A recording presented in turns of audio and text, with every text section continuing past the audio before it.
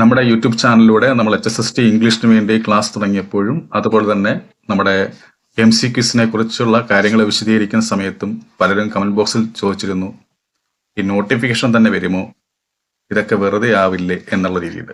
എന്നാൽ അങ്ങനെയുള്ള സംശയങ്ങൾക്കും ചോദ്യങ്ങൾക്കും അവസാനം കുറിച്ചുകൊണ്ട് തന്നെ PSC തന്നെ നമുക്ക് ഉത്തരം നൽകിയിരിക്കുകയാണ്. ഇന്നലെ, അതായത് ഡിസംബർ 31-ാം തീയതി നമ്മുടെ HSST ഇംഗ്ലീഷിന്റെ നോട്ടിഫിക്കേഷൻ പുറത്തു വന്നിട്ടുണ്ട്. നോക്കുക, ഗസറ്റ് ഡേറ്റ് 31/12/2025 വന്നിരിക്കുന്നത്.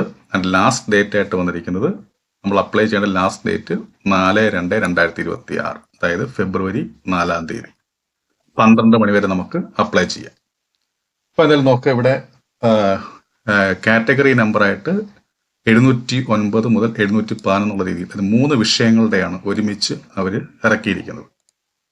ഇവിടെ കാണുമ്പോൾ നമുക്കറിയാം, കാറ്റഗറി നമ്പർ 709/2025 എന്ന് പറഞ്ഞാൽ സംസ്കൃതത്തിന് വേണ്ടിയും, നമ്മുടെ ഇംഗ്ലീഷിന്റെ നോട്ട് ചെയ്ത് വെക്കുക 710/2025. അപ്പോൾ നമുക്ക് വിശദമായിട്ടൊന്ന് നോക്കാം. ഇവിടെ പറഞ്ഞിരിക്കുന്നത്, ഈ higher secondary school teacher junior ആയിട്ടാണ് വിളിച്ചിരിക്കുന്നത്. അതുകൊണ്ട് ഉദ്ദേശിക്കുന്നത് part time post of HSS teacher നമ്മൾ ശ്രദ്ധിക്കുക. നമ്മുടെ സ്കെയിൽ ഓഫ് പേ ആയിട്ട് വന്നിരിക്കുന്നത് 45,600 രൂപ മുതൽ 95,600 രൂപ വരെയാണ്. അപ്പോൾ നമ്മുടെ വേക്കൻസി ഇംഗ്ലീഷിന് ആന്റിസിപ്പേറ്റഡ് വേക്കൻസിയാണ് കൊടുത്തിരിക്കുന്നത്. ഓക്കെ, മെത്തേഡ് ഓഫ് അപ്പോയിൻമെന്റ് എന്ന് പറയുന്നത് ഡയറക്റ്റ് റിക്രൂട്ട്മെന്റ് ആണ്. ഏജ് ലിമിറ്റ് എന്ന് പറയുന്നത് 20-നും 40-നും ഇടയ്ക്ക് നിൽക്കണം. 40 വയസ്സ് വരെയാണ് കോമൺ ആയിട്ടുള്ള ആൾക്കാർ, ജനറൽ ആയിട്ടുള്ള ആൾക്കാർക്ക് ഏജ് ലിമിറ്റ് വരിക. അതായത് 2/1/1985 മുതൽ 2/1/1985 അതുപോലെ തന്നെ 1/1/2005 ഇടയിൽ ജനിച്ചവരായിരിക്കണം. പിന്നെ ഈ പറയുന്ന പോലെ scheduled caste, scheduled tribes and other backward കമ്മ്യൂണിറ്റീസിന് ഏജ് റിലാക്സേഷൻ സാധാരണ പോലെ ഉണ്ടായിരിക്കുന്നതാണ് എന്നും ഇവിടെ പ്രത്യേകം പറയുന്നുണ്ട്. പിന്നെ ഇപ്പോൾ നിലവിൽ ഹയർ സെക്കൻഡറി എഡ്യൂക്കേഷൻ ഡിപ്പാർട്ട്മെന്റിൽ മിനിസ്ട്രിയൽ സ്റ്റാഫായിട്ട് വർക്ക് ചെയ്യുന്നവർക്ക് 43 വയസ്സ് വരെ നമുക്ക് അപ്ലൈ ചെയ്യാം. ഓക്കെ, അങ്ങനെ ഒരു റിലാക്സേഷൻ അവർക്ക് കൊടുത്തിട്ടുണ്ട്. പിന്നെ ക്വാളിഫിക്കേഷൻസ് നമുക്കറിയാവുന്നതുപോലെ തന്നെ ഫസ്റ്റ് എന്ന് പറയുന്നത് നമുക്കറിയാം, master's degree in the concern subject with not less than 50% marks from any of the universities in Kerala for a qualification recognized as equivalent thereto in the respective subject by a university in Kerala.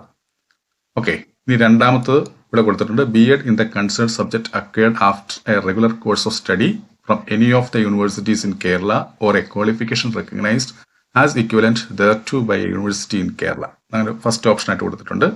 രണ്ടാമത്തായി കൊടുത്തിരിക്കുന്നത്, in the absence of persons with a B.Ed degree in the concerned subject, B.Ed degree acquired in the concerned faculty as specified in the acts and statutes of any of the universities in Kerala. കൊടുത്തിട്ടുണ്ട്. മൂന്നാമത്തത്, in the absence of persons with a B.Ed degree as specified in items 1 and 2 above, persons with a B.Ed degree in any subject acquired after regular course of study from any of the universities in Kerala or a qualification recognized as equivalent thereto by any of the universities in Kerala എന്നും ഇങ്ങനെ കൊടുത്തിട്ടുണ്ട്. ഇതാണ് രണ്ടാമത്തെ qualification എന്ന് പറയുന്നത്. മൂന്നാമത്തെന്ന് പറയുന്നത്, must have passed the state eligibility test for the post of higher secondary school teacher conducted by Government of Kerala or by the agency authorized by the state government എന്നിങ്ങനെ കൊടുത്തിട്ടുണ്ട്. ഓക്കെ, പിന്നെ additional ആയിട്ട് ഇതിനെ notes ആയിട്ട് ഇതിനെ കൊടുത്തിട്ടുണ്ട്. 4 എണ്ണമാണ് കൊടുത്തിരിക്കുന്നത്. അതിൽ നമുക്കൊന്ന് വായിക്കുമ്പോൾ നമുക്ക് നോക്കാം. Persons who have acquired M.Ed in the concerned subject recognized by any university in Kerala are exempted from B.Ed qualification എന്നിങ്ങനെ നോട്ട് കൊടുത്തിട്ടുണ്ട്. അത് നമുക്ക് ആശയക്കുഴപ്പം ഉണ്ടാകുന്നത്, അങ്ങനെ B.Ed ഉണ്ടെങ്കിലെല്ലാം നമുക്ക് M.Ed കിട്ടുകയുള്ളൂ എന്നൊരു ചോദ്യം അവിടെ നിൽപ്പുണ്ട്. ഓക്കെ, അവിടെ നിൽക്കട്ടെ. ഇനി രണ്ടാമത്തത്, in the absence of B.Ed degree holders, candidates having master's degree with not less than 50% marks and who have passed the state eligibility test will be considered. അപ്പോൾ അങ്ങനെ ആവുന്ന സമയത്തും preference will be given to those who have acquired PhD or M.Phil degree or qualified at junior research fellowship or national eligibility test. The teachers appointed under this provision will have to acquire B.Ed degree at their own expense within 5 years from the date of entry in service എന്നിങ്ങനെ കൊടുത്തിട്ടുണ്ട്. മൂന്നാമത് നോട്ടായിട്ട് കൊടുത്തിരിക്കുന്നത്, those who have passed language teachers training course are exempted from acquiring B.Ed qualification.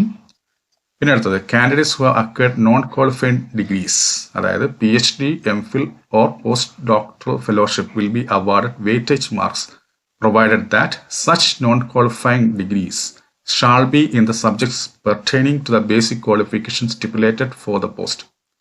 Weightage marks for non-qualifying degrees for ranking will be awarded as detailed below. നമുക്ക് ഇവിടെ non qualifying എംഫിലിന് കൊടുക്കുന്നത് 2 marks ആയിരിക്കും. ഇവിടെ പറഞ്ഞല്ലോ വെയിറ്റേജ് കിട്ടുമെന്ന്. അപ്പോൾ non qualifying MPhil ആണെങ്കിൽ 2 marks ആയിരിക്കും. നോൺ ക്വാളിഫൈങ് PhD ആണെങ്കിൽ 4 marks. Both MPhil and PhD non qualifying 5 marks. Post doctoral fellowship 2 marks. നോക്കാം, non qualifying degrees means the additional qualifications which are earned apart from the qualifications insisted on as essential qualifications for the post. If PhD or MPhil or postdoctoral fellowship is reckoned as necessary qualification for the post, weightage marks will not be awarded for it. Weightage marks will be awarded only to those non-qualifying degrees which are claimed in the application and which are acquired on or before the last date for receipt of applications.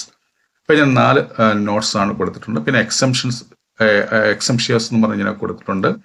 അതെന്ന് പറയുന്നത് those persons who have pass the state level eligibility test as select for the post of college lecturers conducted by government of Kerala are exempted from the state eligibility test for higher secondary school teachers. അതായത് SLET എന്ന് പറയുന്ന test പാസ്സായവരെ ഈ set എന്നതിൽ നിന്ന് except ചെയ്തിട്ടുണ്ടെന്നാണ് പറയുന്നത്. പിന്നെ those persons who have passed national eligibility test or junior research fellowship shall be exempted from passing the state eligibility test.